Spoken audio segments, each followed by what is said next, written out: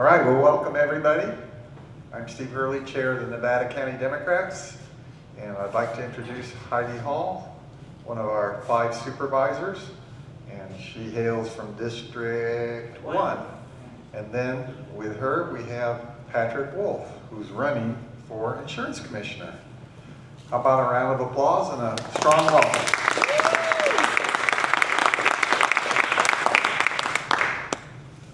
Wonderful. Well, first we want to thank Patrick for taking the time to come up here in the hinterlands here in Nevada County.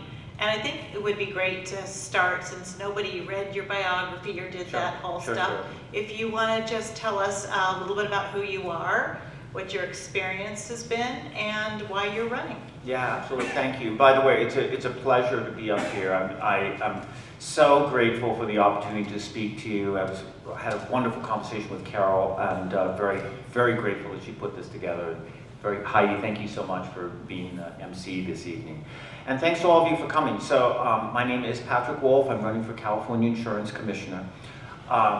And look, sometimes when I start these kinds of speeches, I start with something like, well, insurance may seem boring, but I don't think it's very boring for you folks. And I will tell you that as I've been calling and meeting people all around the state, particularly in the rural areas, I've heard quite a lot of interest in the problems, particularly with home insurance, maybe not being able to get covered, prices going up, not feeling like it's a sort of a working situation.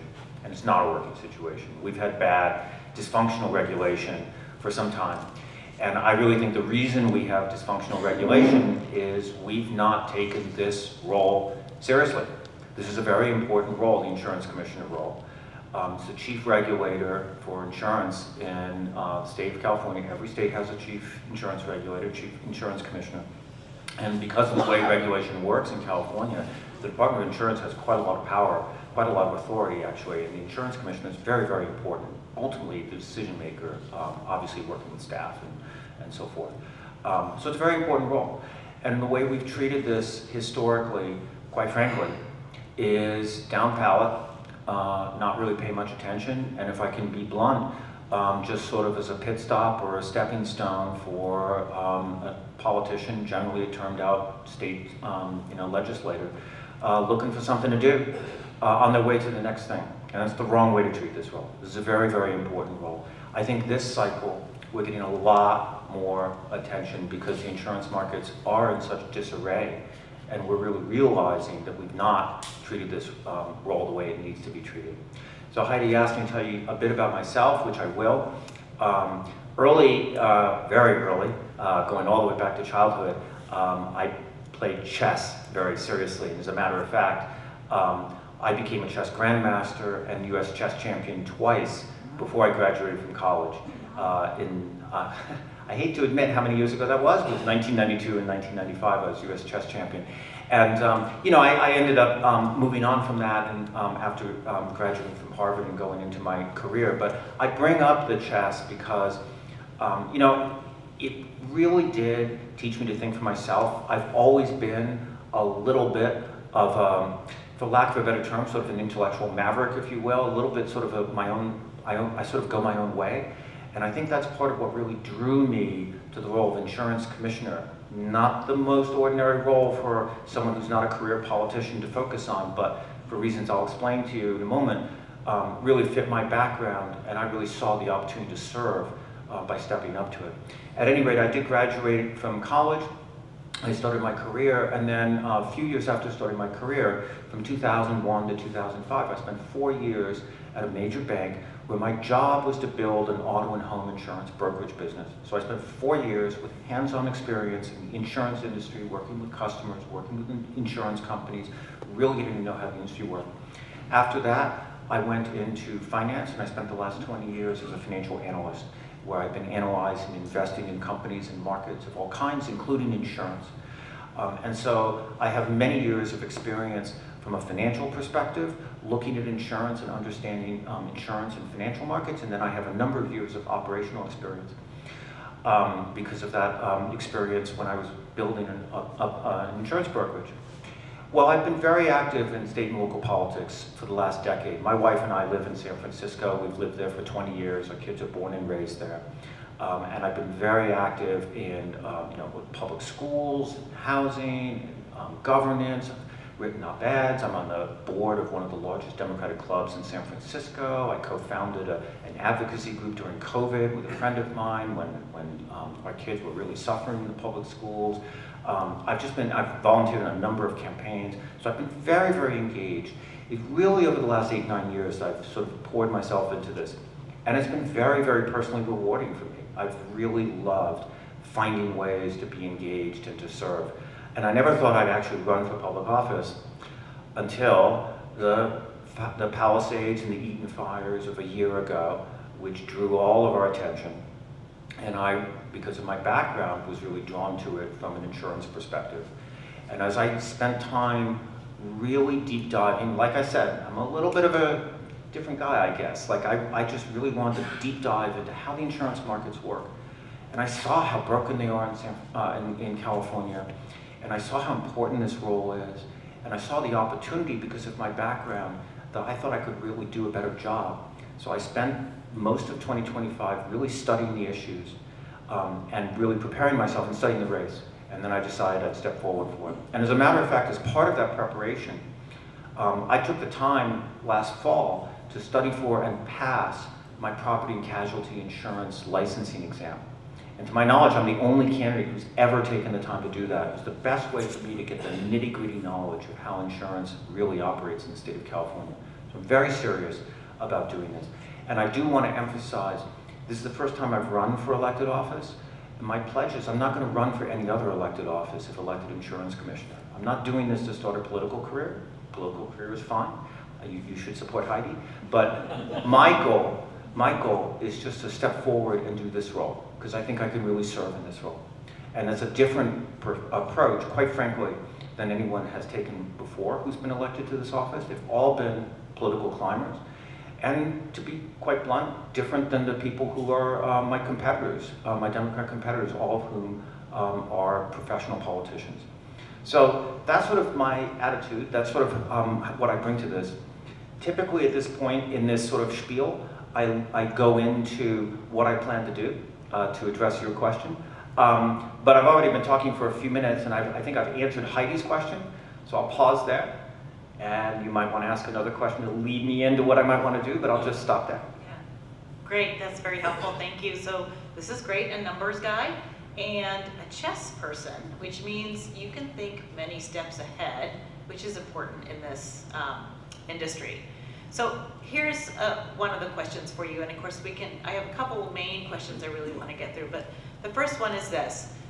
We've watched the last couple years as Commissioner Lara struggled to do what he needed to do for us as a consumer advocate, and also try to make sure that the insurance companies didn't simply abandon the state, which they ultimately sort of did. Yep. So the challenge is to allow the rates to rise enough to work for the insurance companies, but not so much that it impacts our bills to the extent that it has.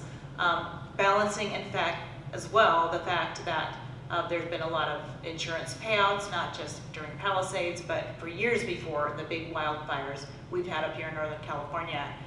So how would you handle that challenge? What would you do to keep the rates reasonable for us or bring them down without entirely chasing all of the rest of the insurance companies back out of the state, where we're then all reliant on the FAIR plan?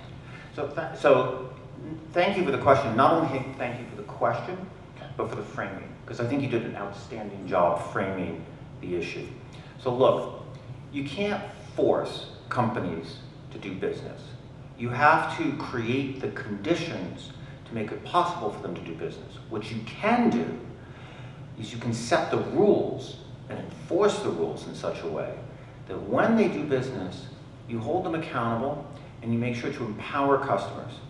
So my plan, my sort of platform to fix California's insurance regulation has 3 key themes that really, in my view, all interrelate.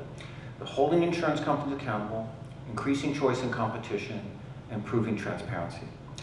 So holding insurance companies accountable means you have smart, strong regulation to make sure that you have the proper transparency, that the products have the right coverage, that consumers, well, first of all, of course, you enforce the rules to make sure that companies don't try to take advantage of consumers, but critically also you empower consumers so that you know which insurance companies are doing the right things and which aren't.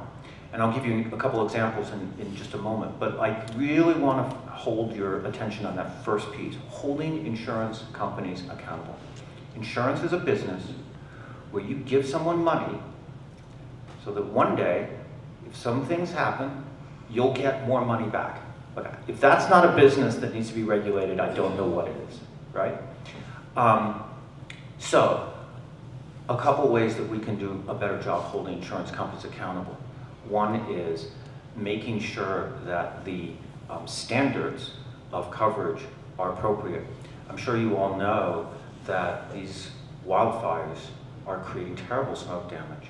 And because of that, the Department of Insurance has created a smoke damage task force, which is the right thing to do because we need to set standards. But reporting from recently has shown that that task force is biased in favor of the insurance companies. That's not doing the right thing. And so when I'm insurance commissioner, I'm going to have to reform that commission to make sure that it's fair and follows the science. Another key reform I want to put in place. The Department of Insurance has the data on how insurance companies behave on the claims. The claims is super important. At that moment, when you need the insurance company to come through for you, that's a moment of maximum vulnerability for you. And it's a moment of maximum power for the insurance companies. Some insurance companies do the right thing. Some insurance companies don't. They practice what's in the industry called delay, deny, defend. That means delaying paying out, denying coverage, and then defending themselves in court. The Department of Insurance has the data. It's called market, MACS, Market Annual Conduct Surveys, where they actually know how the insurance companies are performing. But the insurance industry has lobbied for years to keep that data anonymous at the company level. So you can only look at it market level. You can't look at it at the company level. I'm going to change that. I'm going to make that data public. In addition to making that data public, I'm going to provide you a report card on every single insurance company so you know what the Department of Insurance has found has been the performance of that insurance company. Quick question. How does that differ from someone like AM Best that does ratings and keeps statistics about payouts? So the difference is, the question was, how does that, what I just described, differ from AM Best? And the difference is, AM Best is a company that analyzes the financial soundness of an insurance company. What I'm talking about is the market conduct, how they actually behave in the marketplace. So again, I want to provide that information. It's a major change because, as I said, the insurance industry has fought that for years. So the point is, I don't want to go too deep into the weeds. I've got other things to step through. But the point just is empowering customers, holding insurance companies accountable, critical piece of insurance regulation. That needs to be coupled with making it much easier for insurance companies to do business in California. You can't force insurance companies into the state. What you can do is you can entice them in and say, look, we've got rules here. You have to play by the rules. And if you follow the rules, you'll be able to make a reasonable profit, but not an unreasonable profit. We're a big state. And at a reasonable profit, that's pretty good if you can get your fair share. And then we're going to make it easy for you to come and do business here. And the Department of Insurance has made it very difficult for insurance companies to do business in California. So when an insurance company comes and wants to file a product into their pricing, they have to get that approved by the Department of Insurance. Around the country, the average time it takes about 60 days for that prior approval to happen. In California, it takes 300 days. And it can take even longer in many cases. And by the time they're done, the insurance companies have to file again. It's crazy. And the reason that's happening is because the Department of Insurance thinks it's their job to figure out what the right price is in every case. It's not their job. It's their job to have strong, smart regulation to hold insurance companies accountable. and then let the insurance companies come and compete with each other. And if you have strong competition where you are empowered and not the insurance company, then you know that what you're seeing is reasonable and fair. You may not like it. We're going to get to that in a minute, how we can bring those costs down. But at least you know it's reasonable and fair, and at least you know you've got a lot of different options. So if you don't like one company, you go to another.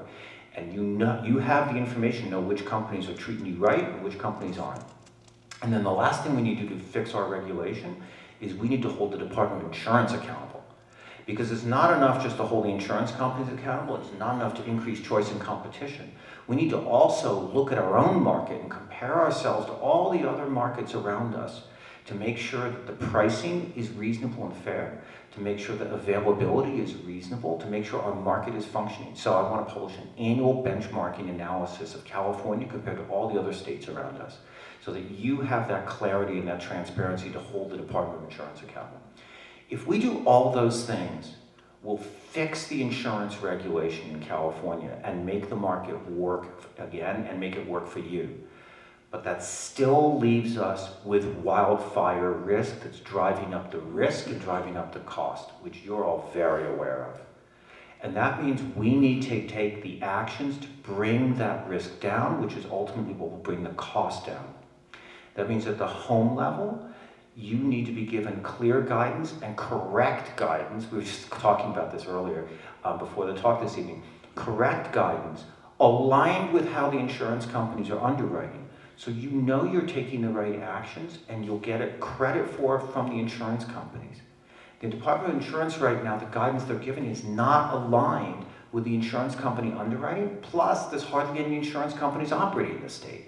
We need to have lots of insurance companies operating in the state, and we need to have that guidance aligned with how the insurance companies are underwriting.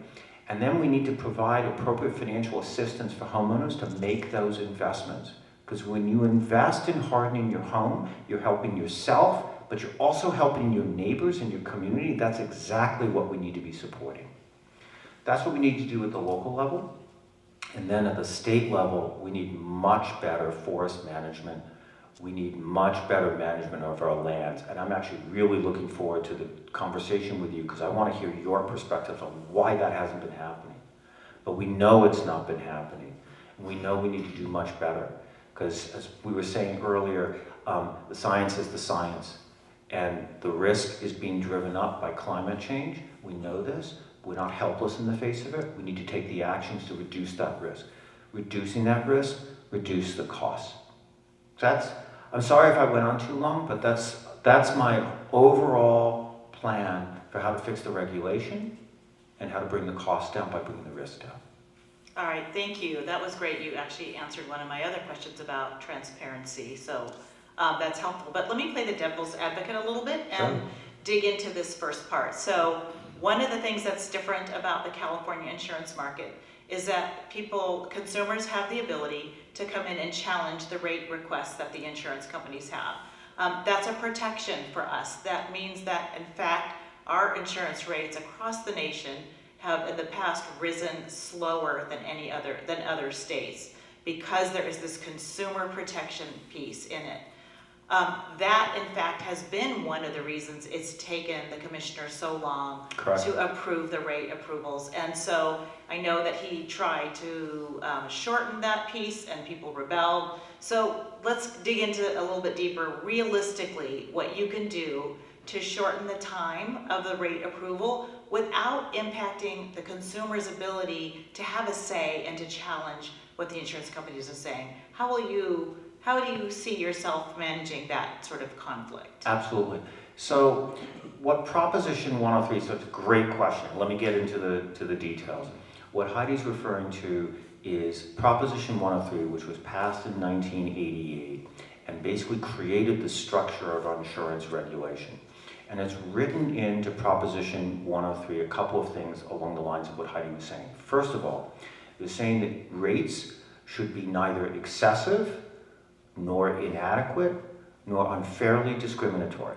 So those are the broad parameters, which I think are 100% correct. They shouldn't be too high, they shouldn't be too low, and they shouldn't be unfair. It's basically what it says. But then, as Heidi was saying, there were some specific details about the rights that consumers have to challenge rate applications. First of all, any rate application for consumer that's greater than 7% for consumer or greater than 15% for business automatically triggers the right to a hearing, an administrative hearing. That's number one.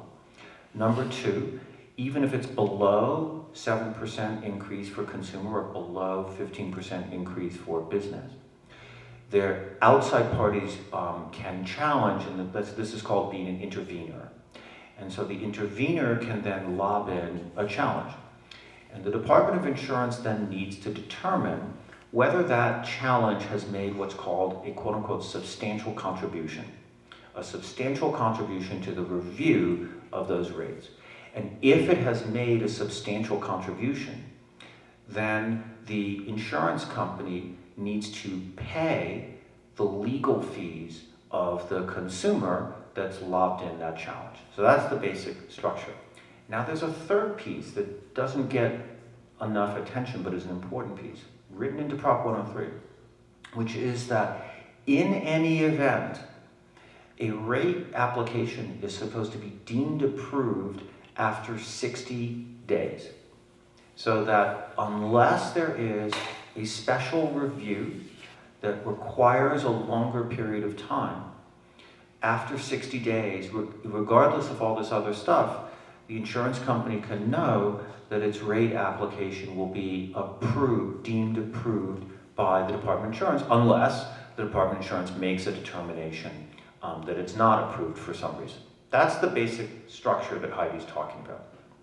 Now, what I believe is two things. First of all, I think that that structure can work well for consumers, but it needs to be used sparingly and intelligently. And I believe that that structure has taken over the consumer protection piece in the culture of the Department of Insurance, rather than all the other things I was talking about a few minutes ago about holding insurance companies accountable. Because remember, the same Department of Insurance put together the smoke damage task force, which is actually biased in favor of the insurance companies. And the same Department of Insurance has allowed itself to get pushed around by the insurance industry to keep this market annual conduct surveys statements, I always forget what the S stands for, but anyway, to keep that data, claims data, anonymous, right? When these things are very, very important, other things as well, very important for consumer protection and for holding insurance companies accountable. So I think there's been a misalignment of where those resources have been placed at the Department of Insurance. I also believe that the Department of Insurance has allowed itself to get into a place where it's essentially interpreted the rules in such a way that it says it doesn't matter how long it takes for us to review. We're basically always going to say that an outside challenge makes a substantial contribution. And you can see how something that could have a very beneficial effect if properly implemented could have a very deleterious effect if it ends up essentially automatically resulting in extremely lengthy reviews. And furthermore, the Department of Insurance has required insurance companies to waive this provision that the rate application will be deemed approved. Why? Because the Department of Insurance takes so long to review all of these applications that it has to make the insurance companies waive this. So my answer to you, Heidi, is that the Department of Insurance has the ability, and ultimately the insurance commissioner has the ability to interpret and implement the regulations of Proposition 103 in such a way that I think is how they were originally meant to be implemented, so that you reserve strict review for special cases that require them. And I can give you some examples, by the way, of special cases right now that do require that strict review, but then create the certainty for insurance companies to operate in a way that they know that they'll be able to get their rate filings approved in a reasonable manner, and that most of the time we're going to allow the market to set the price, but we're going to have much stronger and better consumer protection by holding insurance companies accountable. And that can be done by the interpretation and implementation of the existing regulations. Okay, that's very helpful. Here's one that I know people would want to know about. Most of us are now on the FAIR plan, Yep. myself included. And there's a lot of concern about how it's going to stay solvent. So we know that originally it was funded by the insurance companies, so that's a cost to the insurance companies. Since the amount of people on the plan has risen so dramatically, before Palisades even, but that now more recently, that fund is now having to get built up by both insurance companies and public funds. What would you do? What do you think the right way is to create this backstop? I think a backstop is necessary. I've argued for one at the federal level as well. But what do you think needs to be done to keep the FAIR plan solvent and to make it more useful to the consumer, less expensive, covering more items, and so on? Yeah, so another excellent question. So probably many, but actually show of hands, how many of you are on the FAIR plan? Yeah, okay, there you go. So the FAIR plan is supposed to be basically a last-ditch stopgap in between insurance plans, really. I mean, that's basically what it's supposed to be. And look what it's become. I think a majority of hands went up. And the coverage is terrible, the underwriting is not good, the service is terrible, and as Heidi was saying, it's essentially operating as a kind of impediment for the insurance companies to operate in California, which is exactly backwards.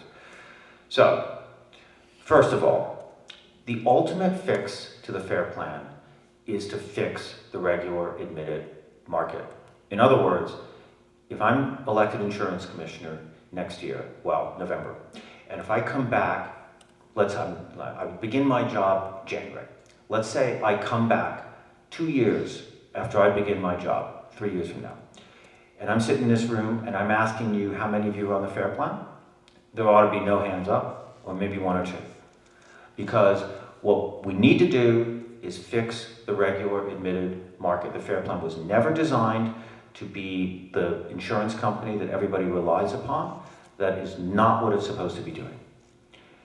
In the meantime, between here and there, let's say it takes a couple of years, in return for the insurance companies coming into California, being able to operate and make a reasonable, never an unreasonable, but just a reasonable profit, right, with strong consumer regulation, protection, but strong insurance regulation. In return for that, the insurance companies need to invest in the FAIR plan to provide the service and the underwriting to make it a reasonable option while people still need it. And while that's happening, we need to allow the rates to be actuarially sound, which they're supposed to be by statute. Now that does mean, actuarially sound does mean that probably the rates go up. I want to emphasize, the point is to get people into the regular admitted market where you can get better and cheaper coverage. That's the plan. But if you don't have the FAIR plan have actuarially sound rates, we still pay for it one way or the other. Either we pay for it because people not on the FAIR plan end up paying for the FAIR plan, or we pay for it by saying, insurance companies, you're not going to be able to make even a reasonable profit. In fact, you're not going to be able to make any profit in California, and that's not going to get insurance companies into the state. There is no magic beans here, right? Like, the risk is the risk. And so, right now, the way it's working is the rates are not actuarially sound. The insurance companies have to carry the burden of the FAIR plan, but what they're able to do is make an assessment on customers not on the FAIR plan. That's not fixing the regular admitted market, that's backwards, right? If the pricing is out of whack, we're not going to get the market to work. So we've got to fix the regular admitted market, make the insurance companies invest in the FAIR plan so that it provides reasonable service for that period of a bridge when we still need it. And you all should be able to get off the FAIR plan and onto better carriers where your coverage is better and cheaper. And then we have to make sure the FAIR plan stands on its own 2 feet. Because if it isn't standing on its own 2 feet, it's standing on somebody. And if it's standing on somebody, it's holding them down. Great. I'm gonna give you a softball, then I'm gonna open it up, because I know folks. None of these have been softballs so far. I'd welcome a softball. I'll give you a softball. So we can be pretty sensitive up here in rural areas. Before the big wildfires in Southern California, we had some pretty serious wildfires up here in Northern California. While the fires made the news, all the problems with the insurance companies and the rebuilding did not. It wasn't until they happened in LA that really the rest of the state paid attention, the governor paid attention, made all these exceptions.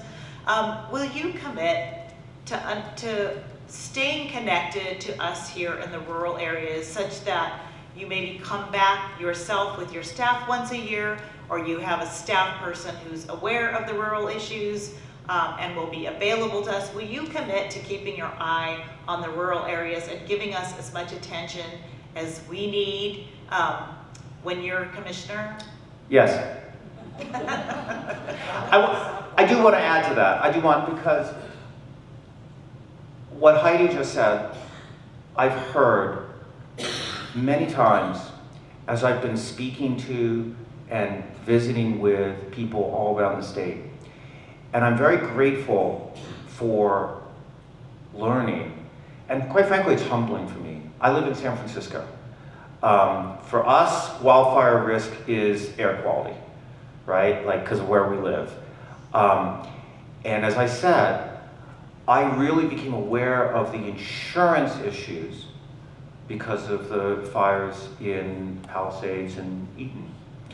And they suffered down there, and I can report a whole host of things I've heard from them. But as I have been speaking with folks all around the state and visiting with folks, in particular in rural areas, my eyes have been opened to the fact that you have been living with this risk for years, and people have not been paying attention to you. So I have not been paying attention, and I'm sorry. I'm paying attention now. I absolutely commit.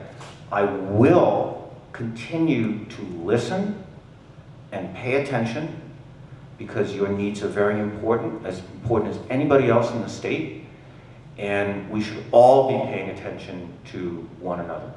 So my answer is an emphatic yes. Thank you. I'm glad to hear that you have been hearing this and learning, and that you're taking that in. That's very helpful. I know you all have questions, so let's open it up for questions out there. I want to ask, I know we all want to give, it's easier to sort of tell our story before we get to our question. Just be mindful that you actually get to a question that he can then answer. I don't have a story. You have a question. Okay, do we have the mics down here that we could, Tara has her hand up. Turn it on. Tess? So we had a congressional candidate once upon a time that was very fire savvy. And her idea was that we get the insurance companies to help with land clearing and other things that would reduce our risk. And I'm wondering how you feel about that idea.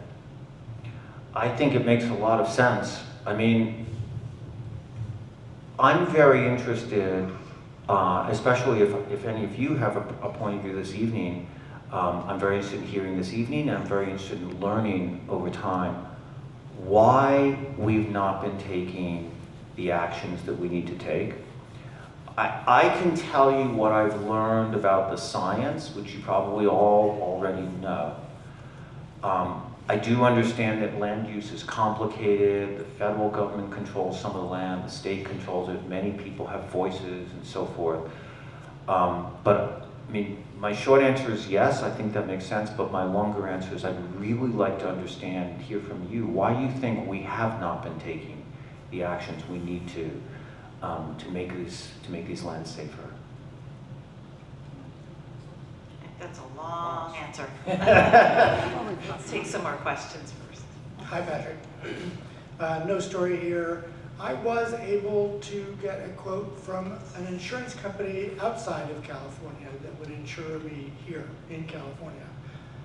Ultimately, it was cheaper than the FAIR plan, but the statistics on whether or not they paid or didn't pay were kept by folks like AM Best and other ones that don't have as high a rating system. And California does have regulation that Correct. says, you have to pay when it's deemed that you're responsible, right? Yep. That's not true of an outside company. How much do you want to not only keep tabs on what's happening in our neighboring states, but in other distressed states? This company obviously was doing a lot of business in Florida as well as in Mhm. California. Mhm. Louisiana, now North Carolina, also somewhat distressed. Is that something, and Heidi mentioned that she was arguing for some things at the federal level. Are there opportunities to collaborate with Yeah, other states? that's an interesting question. That's a good question. I mean, I'm sure the answer is yes. I'm sure the answer is there are opportunities to collaborate with other states. Paul and I are friends, and so what Paul is describing is called the surplus lines. So in other words, you can find insurance from a company that is licensed and domiciled outside the state. And that's, when I say the regular admitted market, that's technical terms for companies that are regulated, domiciled, licensed within California. I would say, look, we're a big state. We're not North Dakota, right? Like, nothing against North Dakota. But there is no reason why we should have to rely upon insurance companies that operate outside the state of California, where they're not regulated, where you don't have the same protections.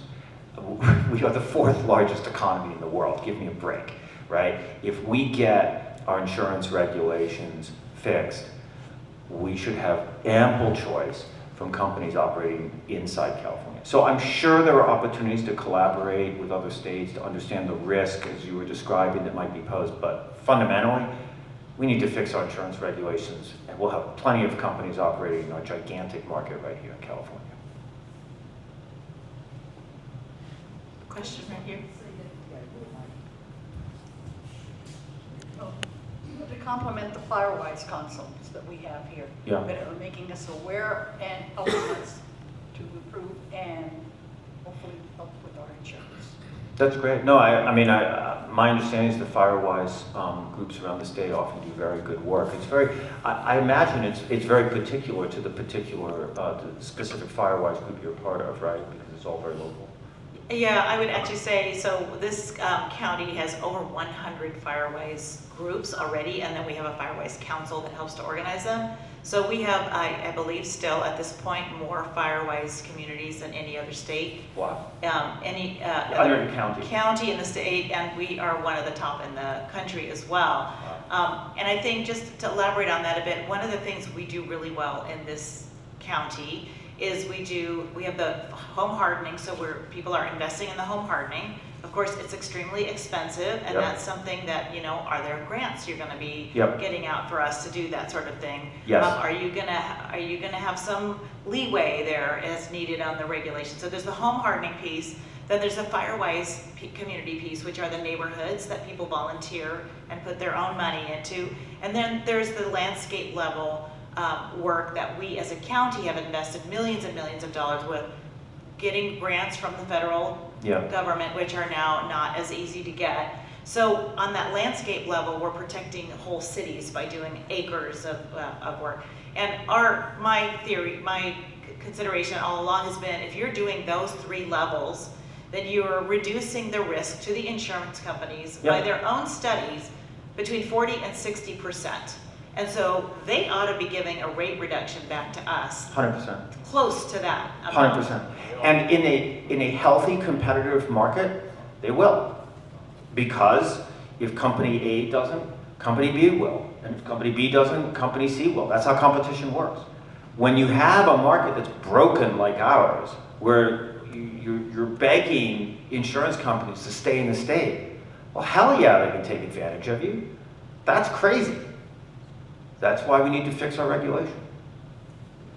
My question is, why are the companies leaving the state, and why aren't more people coming in? Maybe I missed that point when you made that. So there's a couple of reasons. One reason is until very recently, I mean like months ago, insurance companies were not allowed to use forward-looking models to calculate fire risk, which is crazy when you think about it, right? They had to use backward-looking historical experience, and I'm going to go deeper on that in a minute. The second reason is, as I was saying earlier, just that ability to get competitive rates approved, reviewed and approved.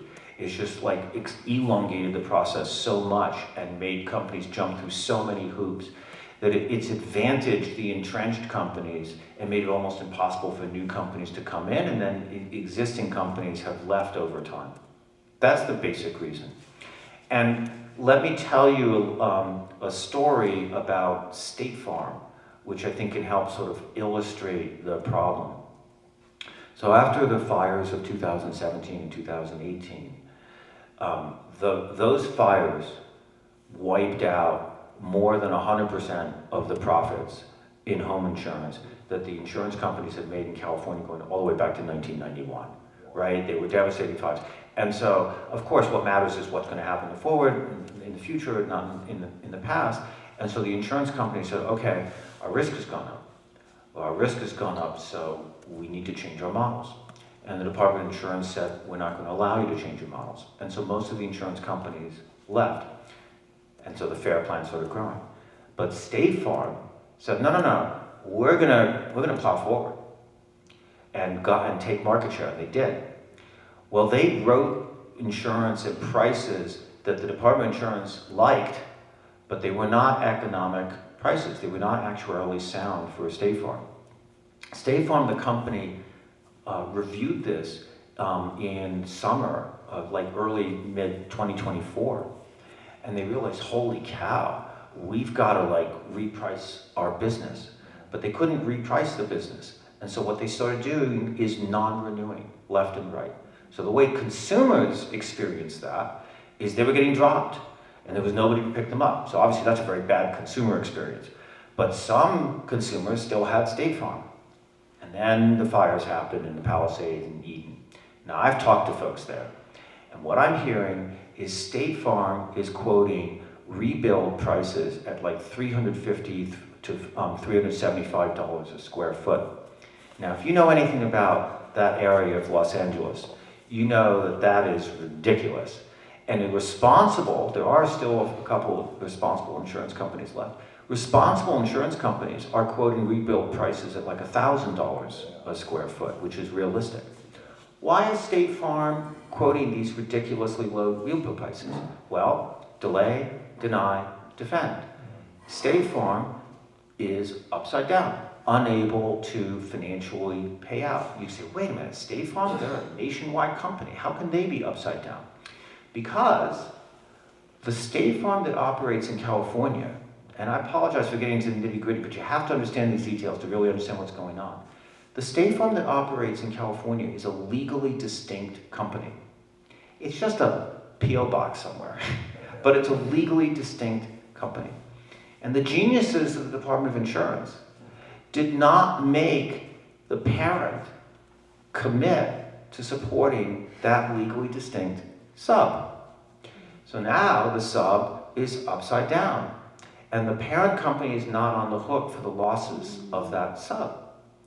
And the sub is saying, hey, we need an emergency rate increase in order for us to be able to operate in California. Remember I was saying there are cases where I think that strict review is really necessary? This is a case where I think a strict review is really necessary. The Department of Insurance has been granting, has preliminarily granted that rate increase. What does that mean? That means that State Farm, that sub that's operating in California, is charging current and future customers to fill the hole that it dug for itself because the parent company is not supporting the sub, and meanwhile, pardon my French, they're screwing their customers in the Palisades and Eden, in that area that got devastated by the fires. So, so you were asking why are insurance companies leaving? They were leaving because They weren't allowed to operate with economically sound models, and because they weren't able to get reasonable rate reviews. And the reason I stepped you through this whole case study is so you can understand how this way the Department of Insurance was operating that they thought was good for customers, it's actually terrible for customers. Not just the rest of California that suffered because all the insurance companies have been leaving, but the very customers of State Farm. Right? Insurance regulation has been a catastrophe. And it's all because the insurance commissioner did not have either the fortitude or the understanding, or in my opinion, quite frankly, both. And I don't mean that on a personal level, I just mean we have not had people who really know what they're doing and are willing to step up and make the hard changes to make the system work. That's why I'm running. I have a question if we don't have another burning one. Yep, go ahead.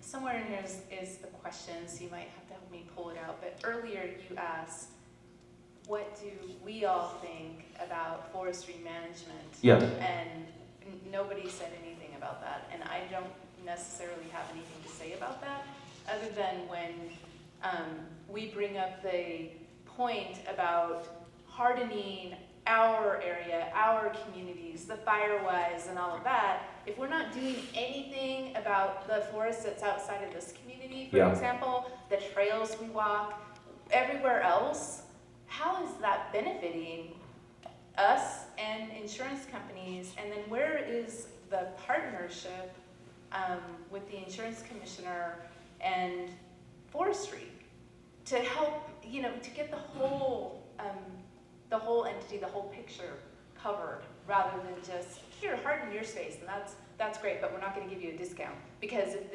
this whole area goes on fire, your place is gone too, right? Amen. So how do we do that? Amen. I mean, look, I agree 100%, because what I'm hearing is frustration that what's supposed to have been done for years has not been done. So my answer to you is, you fix the insurance regulation, right? Fix the markets. So we know that the markets are operating in a way that's fair, efficient, transparent. We fix the insurance markets, and then there's nowhere to hide. We can't say, oh, this, that, whatever. Say, no, we all believe in climate change. We all know what that means. We've got to take the actions and do exactly what you just said. Take those, not just at the home and the local level, but at the more macro level, the forest level. We've got to do that. Now, as insurance commissioner, I won't have the power to do that. As insurance commissioner, I will have the power to change the rules and the way the department operates, and actually also provide grants for home hardening. There's a lot of power that the Department of Insurance has, ultimately the insurance commissioner. But that final, vital piece, I can't do, but I sure as heck am going to be pounding on my soapbox. Is that the right metaphor? I feel like that's a mixed metaphor. But at any rate, I will be making noise and saying, look, we're taking care of what we can do at the insurance department. The state needs to step up. It's outrageous that it's been going on for this long. So I will fight for it. I will 100% fight for it. Yeah, and in our areas, it's the federal lands, the forest lands.